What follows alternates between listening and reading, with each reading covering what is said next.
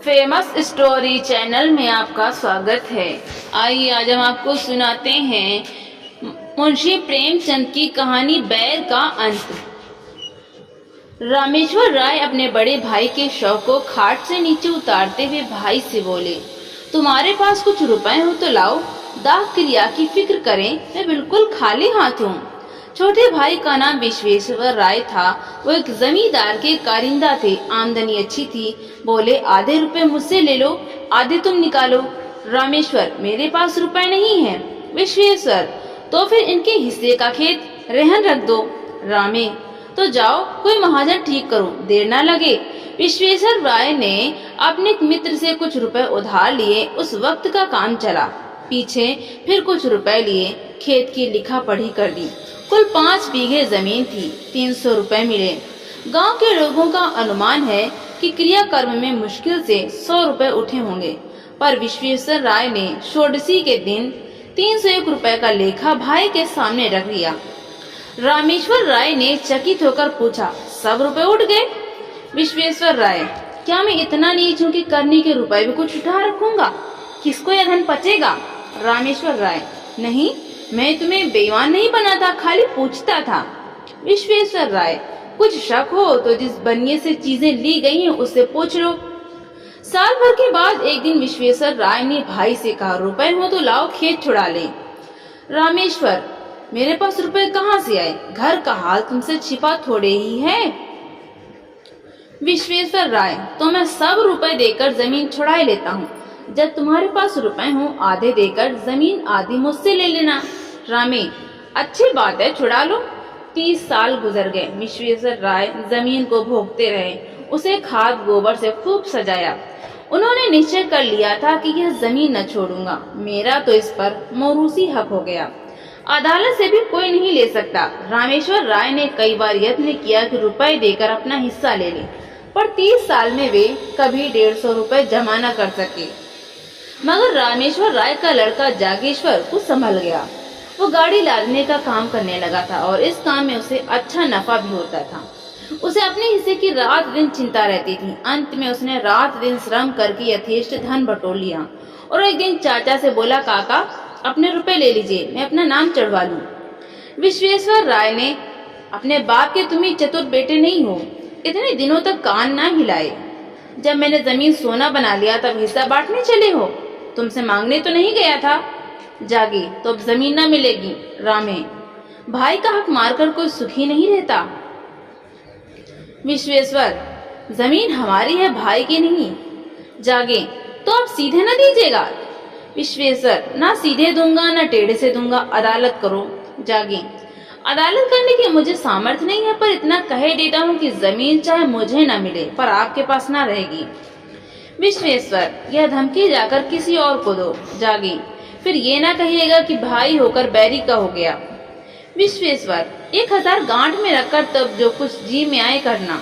जागी, मैं गरीब आदमी 1000 रुपए कहाँ से लाऊंगा, पर कभी कभी भगवान दीनों पर दयालु हो जाते हैं। विश्वेश्वर, मैं इस डर से बिल नहीं खोद रहा हूँ। रामेश्वर राय तो चुप ही रहा, पर जागेश्वर इतना क्षमाशील न था। वकील से बातचीत की। वो अब आधी ने पूरी जमीन पर दांत लगाए हुए था। मृत सिद्धेश्वर राय की एक लड़की तपेश्वरी थी। अपने जीवन काल में वे उसका विवाह कर चुके थे। उसे कुछ मालूम ही न था कि बाप ने क्या छोड़ा और किसने लिया। क्रियाकर्म अच्छी तरह हो गया, वो इसी में खुश थी। षोडशी में आई थी, फिर ससुराल चली गई। 30 वर्ष हो गए, न किसी ने बुलाया न वो मैकी आई। ससुराल की दशा भी अच्छी न थी। पति का देहांत हो चुका था। लड़के भी अल्प वेतन पर नौकर थे। जागेश्वर ने अपनी फूफी को उभारना शुरू किया। वो उसी को मुद्दई बनाना चाहता था। तपेश्वरी ने कहा, बेटा मुझे भगवान ने जो दिया है उसी में मगन हूँ, मुझे जगह जमीन ना चाहिए, मेरे पास अदालत करने को धन नहीं है। जागे, रुपए मैं लगाऊंगा, तुम खाली दावा कर दो। तपेश्वरी, भैया तुम्हें खड़ा कर किसी काम को ना रखेंगे।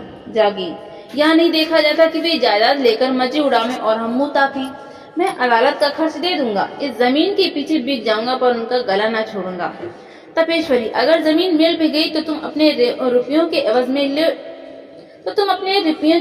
में ले लोगे, मेरे हाथ क्या लगेगा?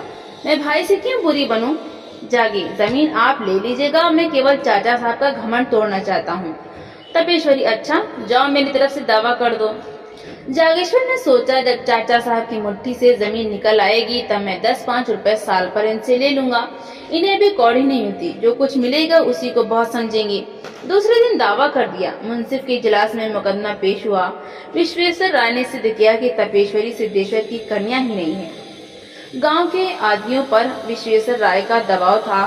सब लोग उससे रुपए पैसे उधार ले जाते थे। मामले मुकदमे में उनसे सलाह लेते। सबने अदालत में बयान किया कि हम लोगों ने कभी तपेश्वरी को नहीं देखा। सिद्धेश्वर की कोई लड़की ही न थी। जागेश्वर ने बड़े बड़े वकीलों से पैरवी कराई, बहुत धन खर्च किया, लेकिन मुंसिफ ने उसके विरुद्ध फैसला सुनाया। बेचारा हताश हो गया। विश्वेश्वर की अदालत में सबसे जान पहचान थी।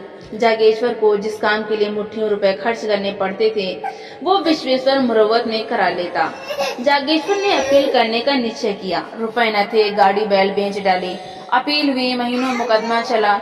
बेचारा सुबह से शाम तक कचहरी के मामलों और वकीलों की खुशामद किया करता।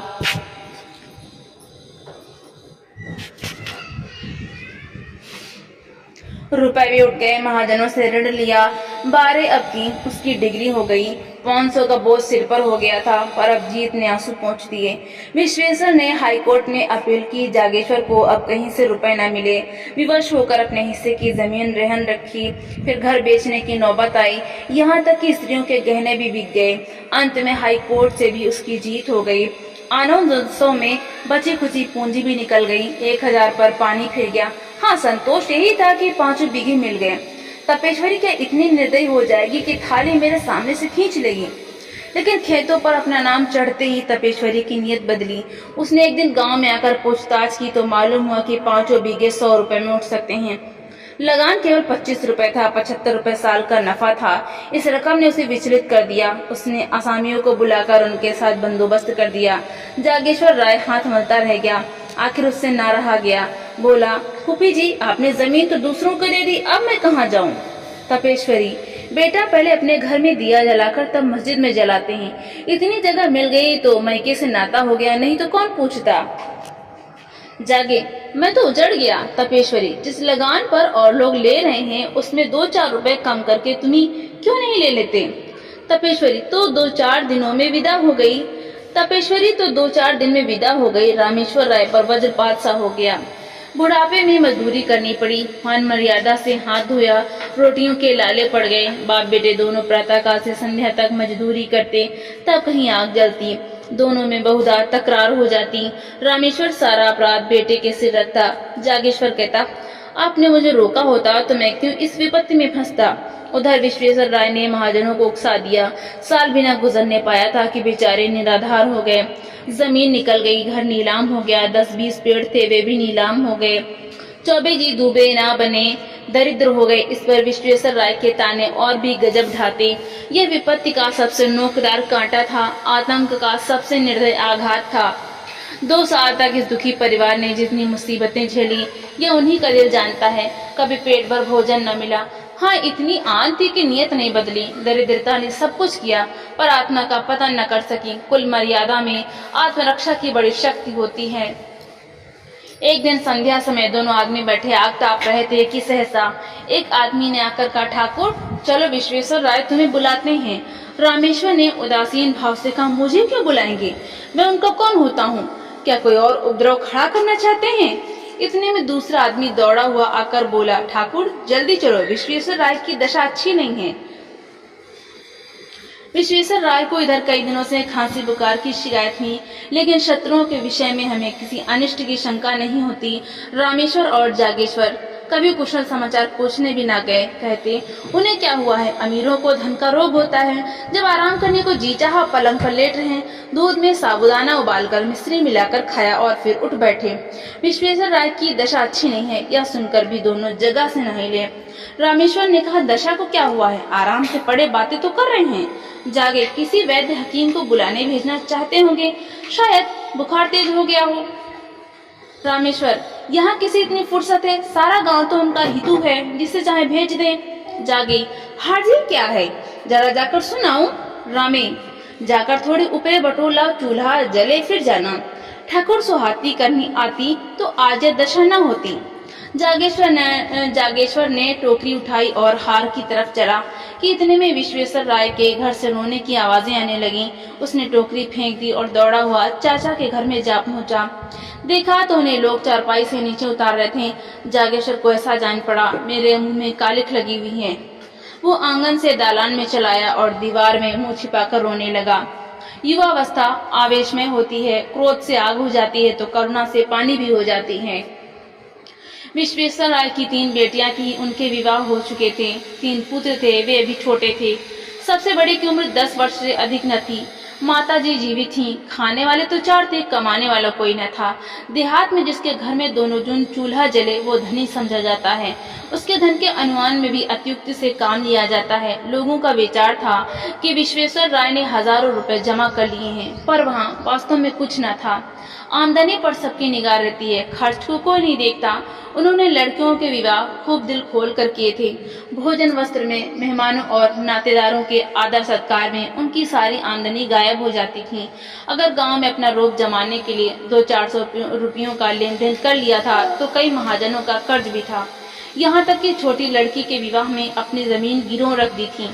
साल भर तक तो विधवा ने ज्यों त्यों करके बच्चों का भरण पोषण किया, गहने बेचकर काम चलाती रही। पर जब यह आधार भी ना रहा तब कष्ट होने लगा। निश्चय किया कि तीनों लड़कों को तीनों कन्याओं के पास भेज दूं। रही अपनी जान, उसकी क्या चिंता। तीसरे दिन भी पाव भर आटा मिल जाएगा तो दिन कट जाएंगे। लड़कियों ने पहले तो भाइयों को प्रेम से रखा, किंतु 3 महीने से ज्यादा कोई न रख सकी। उनके घर वाले चिढ़ते थे और अनाथों को मारते थे। लाचार हो माता ने लड़कों को बुला लिया। छोटे छोटे लड़के दिन दिन भर भूखे रह जाते।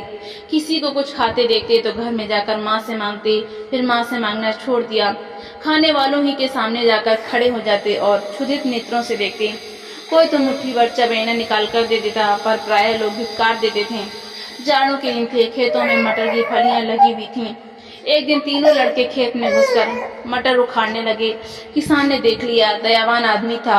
खुद एक बोझा मटर उखाड़कर विश्वेश्वर राय के घर पर लाया और ठकुराइन से बोला, काकी लड़कों को डांट दो, किसी के खेत में ना जाया करें। जागेश्वर राय उसी समय अपने द्वार पर बैठा चिलम पी रहा था। किसान को मटर लाते देखा। तीनों बालक पिल्लों की भांति पीछे पीछे दौड़े चले आते थे। उसकी आंखें सजल हो गईं। घर में जाकर पिता से बोला, चाची के पास अब कुछ नहीं रहा, लड़के भूखों मर रहे हैं। रामे, तुम त्रिय चरित्र नहीं जानते, यह सब दिखावा है। जन्म भर की कमाई कहाँ उड़ गई। जागे, अपना काबू चलते हुए कोई लड़कों को भूखा नहीं मार सकता। रामे, तुम क्या जानो, बड़ी चतुर औरत है। जागे, लोग हम ही लोगों को हंसते होंगे। रामे, हंसी की लाज है तो जाकर छान लो, खिलाओ पिलाओ है दम। जागे, न भर पेट खाएंगे, आधे ही पेट से ही बदनामी तो हो न होगी। चाचा से लड़ाई थी, लड़कों ने हमारा क्या बिगाड़ा है। रामी, वो चुड़ैल तो अभी जीती है ना। जागेश्वर चला गया। उसके मन में कई बार यह बात आई थी कि चाची को कुछ सहायता दिया करूं, पर उनकी जली कटी बातों से डरता था। आज उसने एक नया ढंग निकाला है। लड़कों को खेलते देखा तो बुला लेता, कुछ खाने को दे देता। मजदूरों को दोपहर की छुट्टी मिलती है, अब वो अवकाश के समय काम करते, मजदूरी के पैसे कुछ ज्यादा पा जाता। घर चलते समय खाने की कोई न कोई चीज लेता आता और अपने घर वालों की आंख बचाकर उन्हें नाथों को दे देता। धीरे धीरे लड़के उससे इतने हिल मिल गए कि उसे देखते भैया भैया कहकर दौड़ते। दिन भर उसकी राह देखा करते। पहले माता डरती थी कि कहीं मेरे लड़कों को बहलाकर ये महाशय पुरानी अदावत तो नहीं निकालना चाहते हैं। वो लड़कों को जागेश्वर के पास जाने और उससे कुछ लेकर खाने से रोकती, पर लड़के शत्रु और मित्र को बूढ़ों से ज्यादा पहचानते हैं। लड़के माँ के मना करने की परवाह न करते। यहाँ तक कि शनैः शनैः माता को भी जागेश्वर की सहृदयता पर विश्वास आ गया। एक दिन रामेश्वर ने बेटे से कहा, तुम्हारे पास रुपए बढ़ गए हैं तो 4 पैसे जमा क्यों नहीं करते, लुटाते क्यों हो। जागे, मैं तो एक एक कौड़े की किफायत करता हूँ। रामे, जिन्हें अपना समझ रहे हो वे एक दिन तुम्हारे शत्रु होंगे। जागे, आदमी का धर्म भी तो कोई चीज है। पुराने बैर पर एक परिवार की भेंट नहीं कर सकता। मेरा बिगड़ता ही क्या है, यही ना रोज घंटे 2 घंटे और मेहनत करनी पड़ती है। रामेश्वर ने मुंह फेर लिया। जागेश्वर घर में गया तो उसकी स्त्री ने कहा, अपने मन की ही करते हो, चाहे कोई कितना ही समझाए। पहले घर में आदमी दिया जलाता है, लेकिन यह तो उचित नहीं कि अपने घर में दिया की जगह मोमबत्तियां जलाए और मस्जिद को अंधेरा ही छोड़ दे।